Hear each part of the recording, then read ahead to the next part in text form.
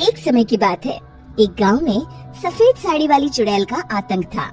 चुड़ैल रात भर गांव में घूमती और गांव का जो भी आदमी उसे दिखाई देता उसे वो घायल कर देती। अरे कोई तो बचाओ, मर गया रे। एक रात हरिया अपने खेत से अपने घर लौट रहा था कि तभी अचानक उसके सामने चुड़ैल आ जाती है। अरे बाप रे, ये चुड़ैल कहाँ से आ गई? आज तो मैं गया काम से।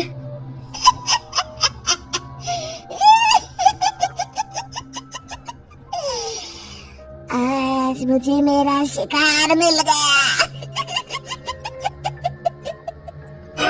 अरे चुड़ैल दीदी, मुझे छोड़ दो। जैसे ही चुड़ैल हरिया की तरफ बढ़ती है, हरिया वहाँ से भाग जाता है और अपने घर के दरवाजे पे पहुँचता है। अरे भगवान, जल्दी से दरवाजा खोलो, मेरे पीछे चुड़ैल पड़ी है। हरिया की पत्नी जल्दी से दरवाजा खोल देती है। अरे आप इतना हाफ क्यों रहे हैं? अरे मेरे पीछे चुड़ैल पड़ी है, आज तो मैं बाल बाल बच गया।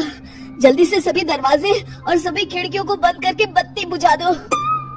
तभी चुड़ैल हरिया के घर के पास पहुंच जाती है। अरे वो आदमी कहाँ गायब हो गया? मैं भी देखती हूँ आखिर कब तक बचेगा। मैं अपने शिकार को इतनी आसानी से नहीं छोड़ती। इतना कहकर चुड़ैल वहाँ से चली जाती है। वहीं दूसरी तरफ हरिया और उसकी पत्नी दोनों अपने घर की खिड़की से ये सब देख रहे होते हैं। अरे बाप रे, ये तो बड़ी डरावनी चुड़ैल थी। अगले दिन ये बात आग की तरह पूरे गांव में फैल जाती है और धीरे धीरे लोग चुड़ैल के डर के मारे शाम होते ही अपने घरों से बाहर निकलना बंद कर देते हैं। कुछ दिनों के बाद भाई, मैंने तो इस चुड़ैल के डर के मारे रात को अपने खेतों को पानी देना बंद कर दिया है। कहीं मेरी फसल सूख गई तो मैं तो कहीं का नहीं रहूंगा। साहूकार का कर्जा कैसे चुकाऊंगा? अरे भाई, पूरे गांव वालों का यही हाल है। पता नहीं ये चुड़ैल हमारे गांव में कहां से आ गई। फिर एक दिन गांव के पास वाली नदी के किनारे एक बहुत बड़े तांत्रिक के आने की बात कुछ गांव वालों को पता चलती है। वो लोग जाके ये बात गांव के मुखिया को बताते हैं। मुखिया जी, नदी के किनारे एक बहुत ही पहुंचे हुए तांत्रिक बाबा आए हैं। हमें उनसे मदद मांगनी चाहिए। मैंने सुना है वो बड़े बड़े भूतों और चुड़ैलों को अपने वश में कर लेते हैं। मुखिया जी सभी गांव वालों को लेकर उस तांत्रिक के पास पहुंच जाते हैं। ओम फट स्वाहा, ओम फट स्वाहा। तभी तांत्रिक अपनी बंद आंखों को खोलकर कहता है, क्या बात है? तुम सब लोग यहाँ क्यों आए हो?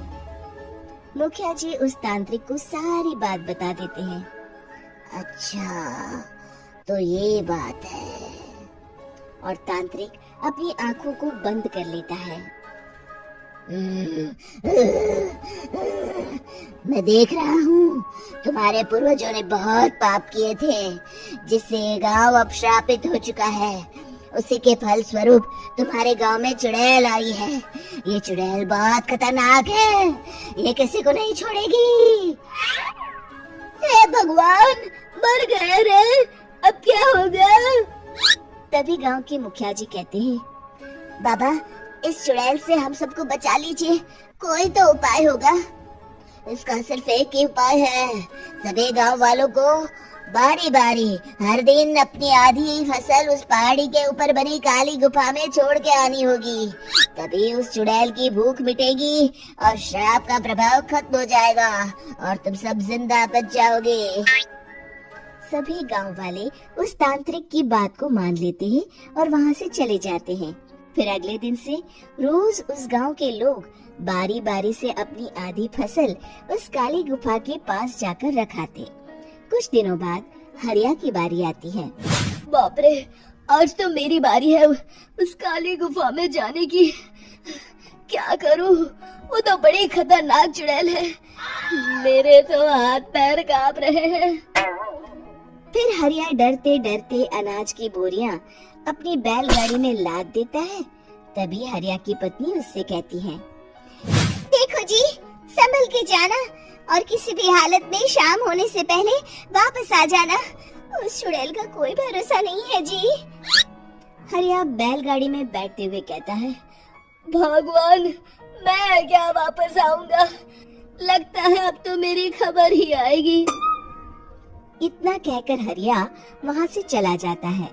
रास्ते में जंगल से गुजरते हुए हरिया की बैलगाड़ी का एक चक्का बड़े गड्ढे में फंस जाता है। हे भगवान, अब ये क्या मुसीबत है?